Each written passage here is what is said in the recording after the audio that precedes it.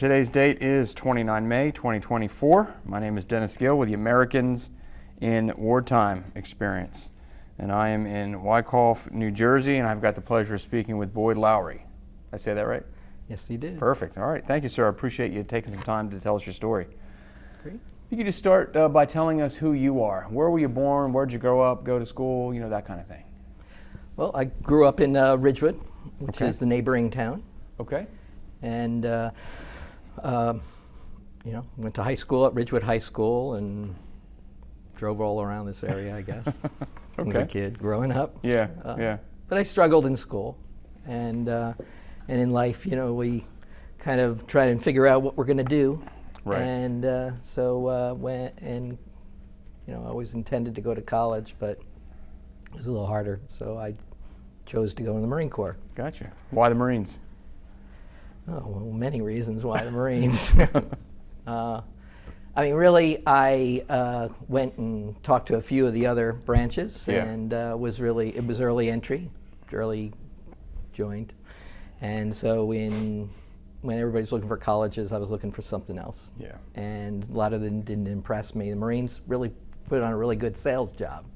And it was great. They put out all these things I wanted, honor and respect and dignity, and said, which one of these you want? I'm sure out of the 12, any of the 3 I picked would have been the right answer. Yeah. But the guy dressed blues and everything, and I was just like, I want to be this guy. So I was fine with that. Yeah. And I signed up, open contract, early entry, and just said, this is my next step. Yeah. Father didn't really appreciate that, and he was a minister, so he wanted me to be a conscientious objector. And when the guy came to the door, I said, well, Dad, the guy's at the door. And literally was like, changed the whole dynamic. Yeah. What year is this? 1982. 82, okay. So 1982, 3 days out of high school, I joined the Marine Corps. So graduated and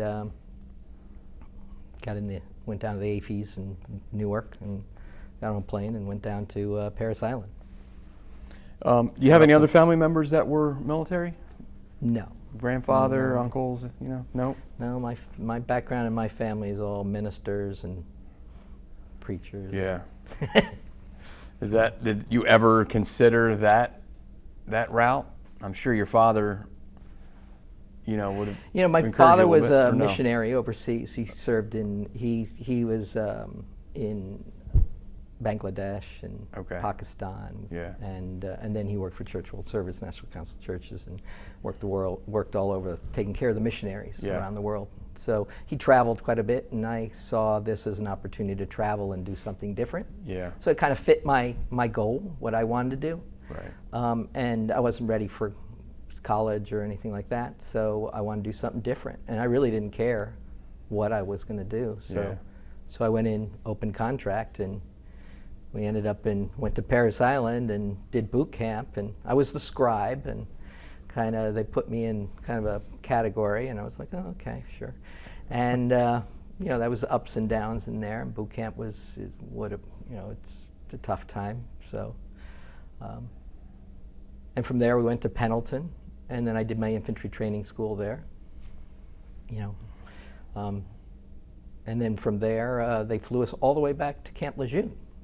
And out of all the 265 of us that landed and went in line there were about 10 of us that went to 28 Echo, and 28 Echo was the unit that was just coming back from Beirut. And I had no intention of there being a war or a conflict when I joined, so this was kind of unexpected. And here I am in the unit that had just come back. So in the next 11 months or so, we trained and prepared. We trained and prepared for to go back to Beirut, and then so Echo Company. We train. We go out, we hike, we train, we practice, and that's all you do. So there was no time to go and study or learn anything. There was only infantry. Yeah. And I'd say probably the whole 4 years I was in, it was being in an infantry unit. So ground pounder grunt. That's what I did. Yeah. So you trained to go to Beirut. When do you actually go over there? So the story of that is we got on the ship, we were ready to go, we're going up the coast, and we're heading north to go south over to the Mediterranean. Mediterranean was 8th Marines theater, so that's where we were meant to be. And the ship turned around. We didn't really expect that. And they didn't tell us anything. We didn't have cell phones. Nobody knew where we were, why we were going south instead of north. Right. And then right past the islands, that's when they let us know. And that was the beginning of finding out that we were heading to Grenada.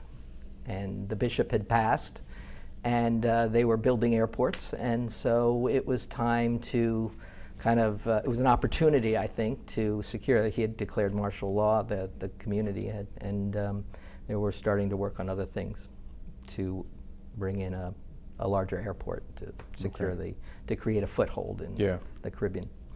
So there was a purpose behind it. I find it's very interesting. People don't know what the purpose was or whatever, or there's a lot of but it was a very clear, defined goal and objective. But the story really begins, like in the flight deck, we're sitting there waiting, the gunny gets on top of the pilots or the captain, and he gives a speech because the 241 Marines had just died in Beirut, where we were heading. And so he said, don't take that out on the Cubans. And then we're loading our weapons, and we had ammo, all pallets all around us. And we're all got our gear, our magazines, we're loading with our speed loaders. He gave this speech, and then we got in our lineups, and we started snaking through the ship of the USS Guam up to the top, where we would then get on the flight deck and start to load up in the helicopters, the 53s and 46s. Right. So you are, when you get on the ship, you think you're going to Beirut. That's the original plan? Yep. And probably was the plan, right? It just changes. Well, we had trained for this to happen. Right. So we knew where we were going. We were ready to go. Right. The ship was ready for a conflict. The troops were trained for a conflict. We were the perfect unit to go to Grenada when this situation happened, when the bishop died. It was literally just timing. Yeah, the timing was right. It was perfect, from their perspective. I would assume from their perspective. Yeah. And what are you told? What are you guys briefed that your objective is? Well, until that morning, that was it. We were going to take this island. Okay. And save the students. Okay, so you're going to secure the island, secure the students that are now held hostage, I guess. It's a humanitarian Operation Urgent Fury. Right. And it was primarily a Marine a unit that was doing this. Only a handful of us. Yeah. 2,000 or so. And so that's what we were heading to do, and we were going to secure the island. Now I was on the Pearl. I was on Pearl. So Pearl is the northernmost area on the east side of the island, and it's and there was a smaller airport there, but it was a jungle area. It's a Caribbean island, so it's a beautiful Caribbean island, vegetation everywhere. Right. And pretty much as the choppers are taking off and circling around in the morning, and the sun rises, that's when we broke and we attacked the island, and we lost the Cobra in the initial assault. Mm-hmm. And then we landed in a swamp. I guess there wasn't enough on land recon, so we landed us right in the water. Yeah. And we jumped right off, and everybody didn't want to get off the ship because we knew we'd be doing this all day off the 53. Yeah. So then we got on, we assaulted the airport. We got in our lineups and our units, and we approached the Pearl. And as we moved in there, we were being mortared from the mountains around us. Right. So we were taking in rounds, and all that was going on. And so we were securing the airport. And as we secured the airport, we moved through the length of it, and then moved on into the woods on the far end, and then started to move through, create a path into the community. where then we started to search doors. We started to go house to house, and that was the biggest, activity there. Yeah. I was a boot, so I was the newbie, so I was expendable. I knew that. So, and most of the guys, it's like, okay, camaraderie and stuff, but in war you got a little bit of both. Right. So I kind of moved up, kind of ahead. I took a lot of my initiative and kind of did what I was supposed to do, and we'd kick in doors and knock on some doors and kick in other doors. But it turns out that the gunny knew exactly where the mortars were being fired, and he kind of moved up ahead, and I was out there with the lieutenant, so he called me over, and he kind of pushing me up to the building, up to the top of the mountain ahead of our unit, and it was my job to secure underneath the building and then to kick in the door and go in the back and secure each room. So it was a little intense. Yeah. And I found Grenada to be true combat. It was really assault, and the whole week was securing this island. I mean, we drove into the mountains and sought out the Cubans, and we had a firefight in a couple situations.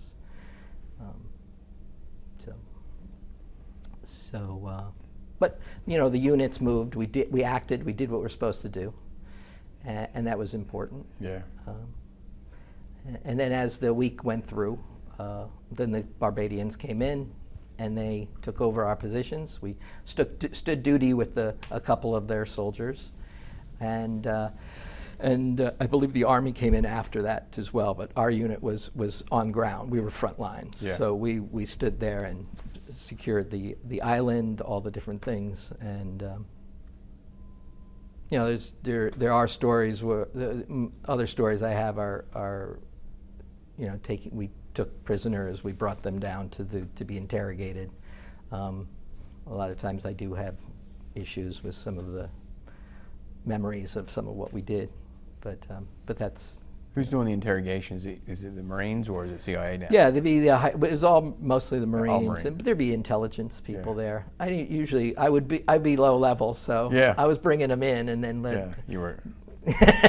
and then I would sit there and wait with the guy and be guard. I was kind of like assigned as an MP, I think, a couple times. Right. not just for there, but then back in garrison. So I don't know. Maybe they relied on me. I don't know. Right. What kind of resistance did you guys encounter? I mean, were these guys good soldiers, or were they just were they guerrillas, or? I think we were fired upon. Yeah. In the airport. So we were taking in ground fire. We also searched the houses, and we took the people and we secured them, and we brought them in for interrogation. And then when we went into the mountains, we sought them, and we commandeered an airport bus and a truck or two, and then we drove up into the mountains and got trapped and kind of had to push one of the trucks over the side, and we all got in the magic bus. I call it the magic bus because we knew one grenade and we're all dead. Right.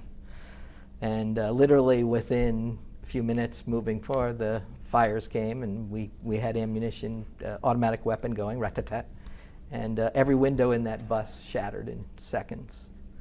I had to push the guy in front of me out, and kind of froze, and then we scrambled myself, and then we repositioned. So this is what we're trained to do. That's what Marines are trained to do. We're trained to assault and attack. And at that point, we're moving up the hill, and there was a hill there again. We had some soldiers running, and I think one of the guys fired upon them and took them out. And but that's combat. Yeah. And then again, we're searching houses. There's more house to house, but it's like jungle warfare at the same time. You get a little bit of both. Yeah. But that was Grenada, and Grenada was a week long around Halloween. So every October, towards just before the week before Halloween, And you're there the whole week. Yeah, we were. And one day after another, the same thing. And every day was another story or adventure. So it was quite an experience. How long had you been a Marine before you landed on Grenada? 83. I joined in 82, So I was 19 years old. under a year Yeah, yeah. from the time you... Well, a little over a year, I guess. A little over a year. Because infantry boot camp's 14 weeks Yeah. or more, and then infantry training's another 13 to 15 or whatever, but it's Right. spread out because you have your weekends. And then traveling into your unit, but then you're usually in garrison for a good 10 months or so, because 1st, 2nd, 3rd are rotating around. 8th Marines is your and the Mediterranean is our theater, and the 1st, 2nd, and 3rd. That's why it's 1st, 2nd, and 3rd 8th Marines. It was the 8th Marines that was in Beirut at the whole time. Right. And so it was 1st Marines that was there at the end of the time of the transition. The reason for the bombing was because it was the perfect timing. The point of transition where guys are already saying, I'm going home, I'm done, I'm not worried about it. They found a way in, they they went and housed all the soldiers and created a command center in a high rise. And then that's when the truck bombings came in and dropped that building. That was 8th Marines, 1st Division, 8th Marines. We're 2-8. We're coming around, and we're a battalion, and we're all ready. We're coming in, and so we came and relieved. We went back on mission, and 6th Marines was brought in order to clean up the mess. So when 9/11 happened, that was I had my 9/11. Yeah. So that was a whole different trigger. Yeah. That was a hard time. Right. See that, and we watched over that memorial on a regular basis, because now after the bombing, 241 Marines had been taken away, or civilians and Marines, I guess. It changed. It wasn't. It wasn't a lot of soldiers crowded together in areas doing things and having activities. It was now, we took on a company. We took on a company position with we were a company that took on, and I can't remember. But we were a reinforced platoon. So, because we were Echo Company. Right. So we were a reinforced platoon taking on a company position. So now we're doing 12 on, 12 off. So we get into Beirut after being in Grenada. Now we're doing 12 on, 12 off duty. Everything's changed. We're overseeing a mound of dirt over here. We're up on the hill here. We have the Stingers over there. We have 50 cals here. On the mountain, we have our back area where the Marines are standing posts. That's our duty. And then we had to build bunkers. And within a short period of time, we went from tents to sandbag bunkers to the underground, dug in with the engineers, the Army engineers, or to dig out these and build these bunkers for us to live in. Yeah. I mean, and it was like such a transition, because now we were fearful of being being crowded together, losing more soldiers, building these big cement bricks, which you started to see all over wherever you went. But those were all over Beirut and the airport. We were in the northernmost limit of Beirut, Lebanon, and we're in the front lines. We came in by sea. We landed, dropped the thing. It's a typical Marine assault. Yeah. And we marched in through the unit to our position, and we took it over. And at that time, the guys were already ready to go home. So we took on our positions, and then we went through this series of making bunkers, and Christmas, holidays, everything was during that time. Because this was 83 to 84. And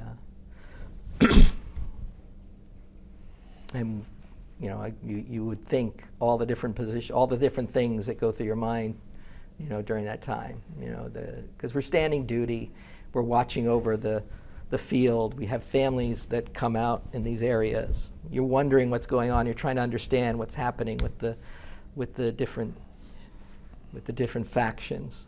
Yeah. So one thing about my father, he traveled the world. When I told him I was in Lebanon, he said, "Well, it was a beautiful country. It was the Yeah. multicultural center of the Arab community, where all faiths were all together and Yeah. they were living in harmony. And now this was that test." And he says, "Now we're back to where we have this collapse of that Yeah. idea that." And he had been there. I could get him to tell me his stories best when I could give him a country or a state or a place, Right. and I could match where I was traveling, where Yeah. he was visiting, where he had visited, I guess. So just to get my timing correct, you're en route to Beirut, but you're rerouted to Grenada. Yep. After you're in Grenada for about a week, and then you're back Back on the ship. back in the ship, back onto the original plan. Yep. And then you get to Beirut. What is the mission? Once you get to Beirut, now what is the mission? Well, Beirut is the multinational peacekeeping Right, force. so- It was all forces together in order to create a unified message to Yeah. create unity within. So when you go back to Beirut and you say, what was going on in Beirut? It was the Yeah. multicultural center of this, and here we've got the Druze, the Moles, all the different religious faiths Yeah. battling with each other. Fox was in downtown Beirut in the city. They were doing city combat right there. We were in the northernmost, living outside the airport.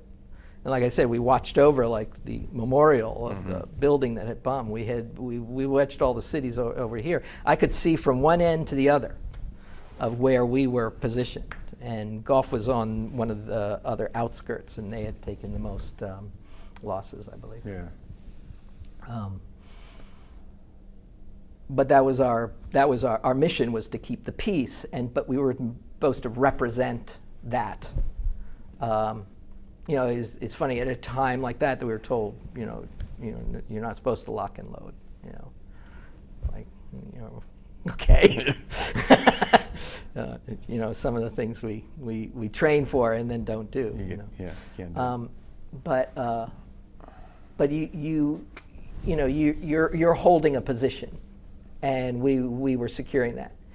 It was towards the end where during that whole period that our tour of duty that finally we took rounds into our perimeter, and that's when things changed. Yeah. And things had changed constantly. I mean, just the fact that we went from a casual kind of positioning to this, and it wasn't casual, but it was a unit with a lot of people not so concerned about every little step. Now we're like a little worried that we're going to lose more lives. Right. And Beirut was now just 12 hours on, 12 hours off. That's all we did, every day. And we had to create our bunkers, build our homes, everything to keep this secure place. And then every night you would sit there, you'd watch the stars, you'd see over this perimeter, this area, and you'd wonder what we doing here? Yeah. And we had great stars come and visit. We had Charleston Heston, Robert Conrad, Brooke Shields, Bob Hope. They all came to visit. It was kind of fun.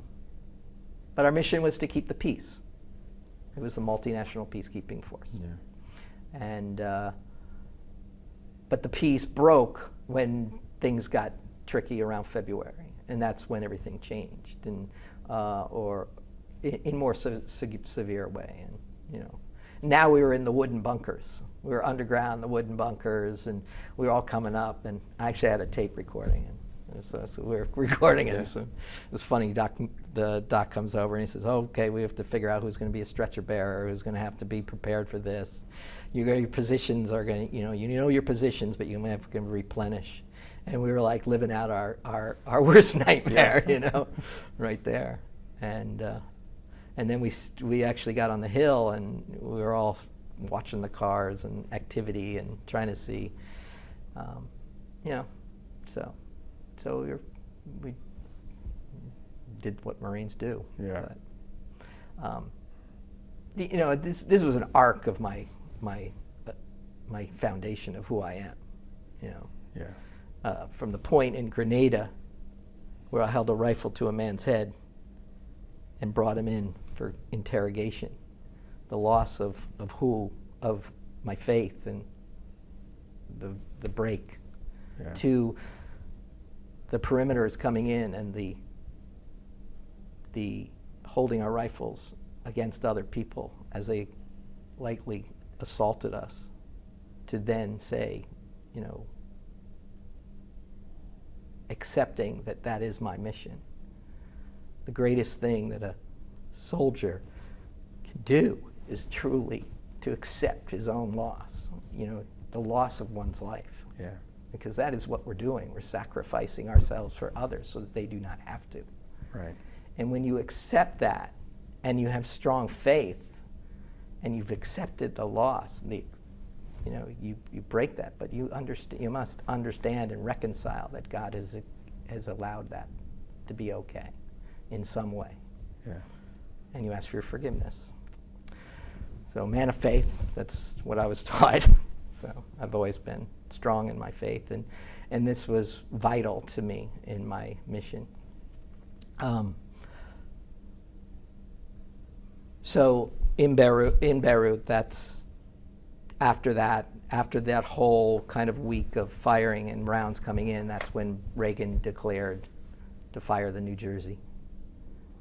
And for every hour on the hour, the New Jersey from off the coast fired over our heads into the mountains and bombed all the strategic locations all across the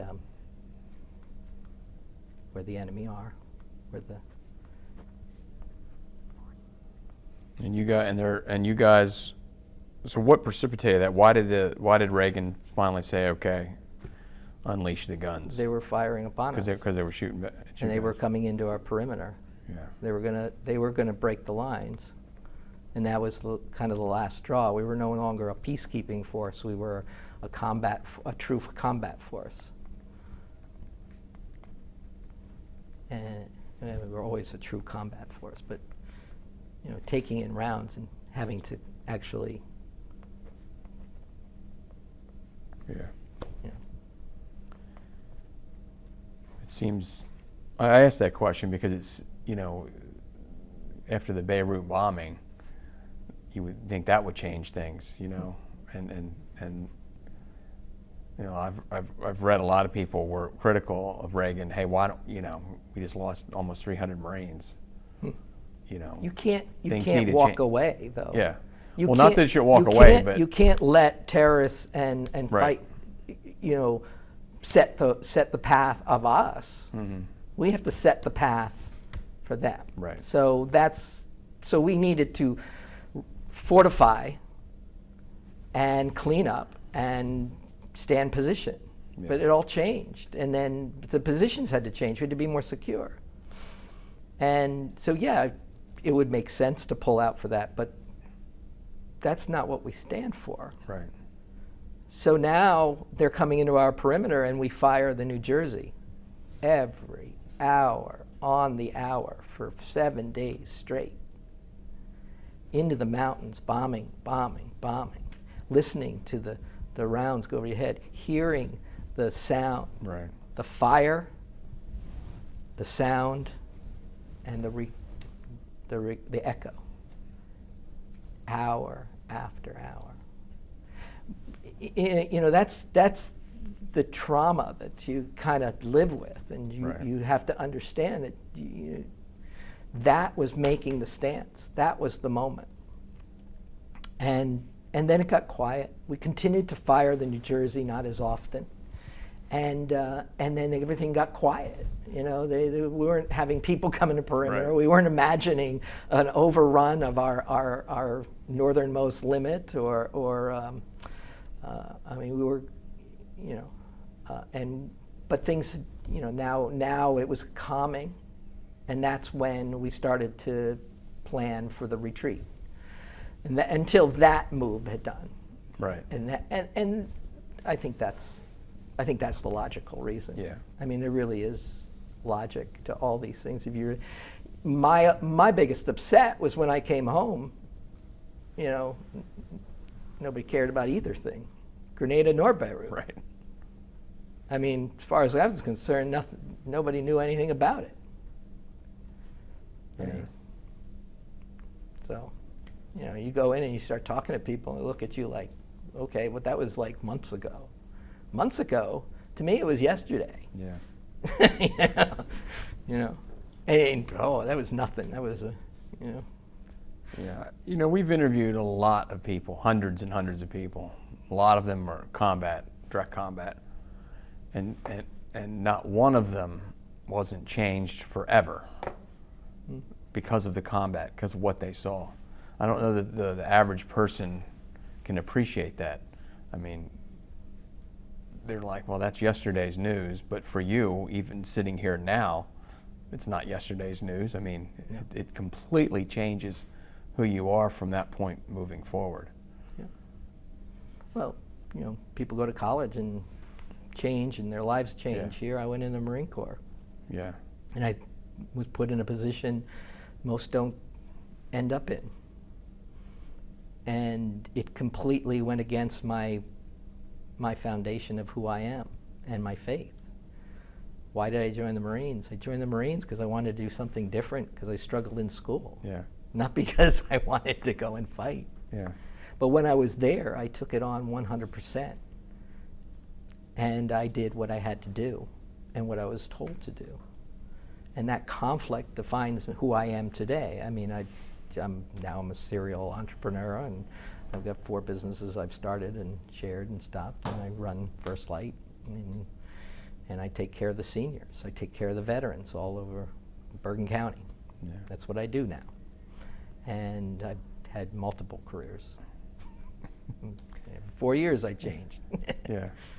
So. Talked about being a man of faith, and you're young in your faith because you're young at that time. Yes. How does that combat experience, walk us through that, the combat experience, your faith? How did it affect it? Are there any, some people go through that kind of thing and they start to doubt. Some people go through that kind of thing and it actually make their faith stronger. How about for you? Was there any question? Did you ever question your faith at all at any point? Was there any time, Well, I questioned my faith. That was the arc. Yeah. From Grenada to Beirut. That's the arc. But my faith was strong because I came through a strong foundation of, my father, who was a man of faith, and my father's a minister, my mother's a nurse. I served in the Marines, and in service I care for the seniors as they age in place. That's my foundation. Yeah. That is, in growing up, I struggled in school. I pulled out at 2nd grade and always kind of had a problem. I couldn't take any tests. I couldn't pass anything. So it was the church. It was Westside that I went to, and I created a bond within my church with my faith, with my faith leaders and ministers. I remember all the ministers. I remember their services, their sermons, and even the janitor where I worked at the church was a Lutheran minister. And it was like I believed tremendously in that. And today I teach the youth at my church. I worked at both of them, and that's important to me. Mm-hmm. But the break was, thou shalt not kill. And how do you reconcile that? And that here, I'm in a situation I never intended to be, but obviously stepped right into it. And then would put in that position for what purpose? And maybe that is my purpose. And in God's mission, God's plan, I carry that with me as I serve those all around me, or serve others, for the least of these, Matthew 25. And that is my faith is stronger from my acts in the Marines, in Grenada and Beirut.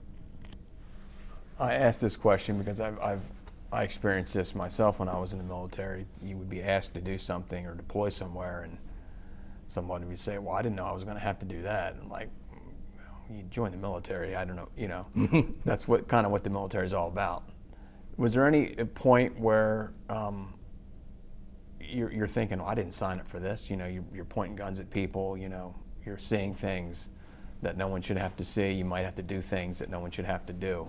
Is there any point where you say, man, maybe I made the wrong decision? I would never say that. No. And that was part of my character. Yeah. So there are no wrong decisions. There is only the path that we take. Yeah. And, you know, you can doubt yourself if you want, but in the end, this is the path that we take. And so if I lose my life tomorrow, then so be it. You know, what difference does it make? And I accept that role in service to, at that time in service to my country, Mm-hmm. now in service to anyone that I care for. I mean, that's what I believe we're here for. So whatever path I'm given, I will take and I will fight. I'll fight also to succeed in whatever I do. That's, you know, when things aren't going tough, that just means get tougher. Right. What's the one thing that you remember most fondly about your time in the Marine Corps? The good thing, good stuff. Well, I don't know. I'm a pretty intense person, so it's like I usually see things more in intensities and stuff. Yeah. You know, Marine Corps was tough. I mean, it's not. You know, you're being challenged on a regular basis. You know, you go out and you hike all over the place. 12 hours, 12 miles out, 12 miles around, 12 miles back, and then you get back on, do it the next week. And you do it week after week, and then you have a solid shield, and you got to go and practice, and you got to do like 24 miles. Right. I liked when I was challenged and underestimated. How's that? Yeah. The couple of guys, they were all like joking around that first day I was in my unit and said, hey, we all drink, and then we go and we hike. So we all drank, and I drank, and we went out and we hiked. But I wasn't going to slow me down. Yeah. I mean, the guy who pushed me on, he was sweating salt. It was so bad. And I did the whole, I think it was like 20 miles because it was an extra long hike that we had to do. Yeah. And, you know, that was kind of my entry in. But still, I was still the expendable one, so it didn't matter. Yeah. You ever keep in touch with the guys that you served with? Smiley was always my best friend, Garcia. He lives in Pharr, Texas, and he was always a good friend of mine. And Yeah. we stayed close for a little while, but it's hard for me to keep in touch. Yeah. There's a bunch of the guys that I think of them often, but not as I don't stay that Yeah. close.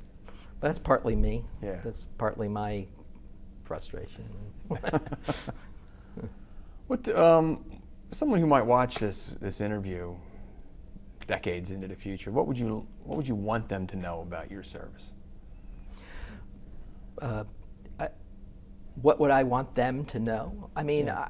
I want people to be inspired and want to know that there's purpose in life. Yeah.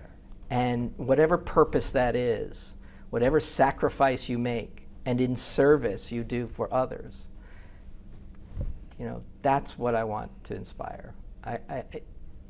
And the gratitude for that. Mm-hmm. You know, have gratitude for those, not only those who serve in the military, but those who serve on a daily basis. Right. Integrity, honesty. I mean, those were the foundation of why I joined.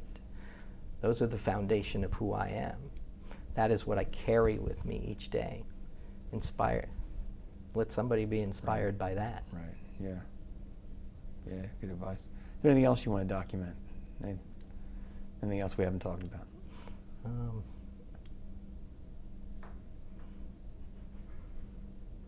I think we got all of Yeah, it. got all of it.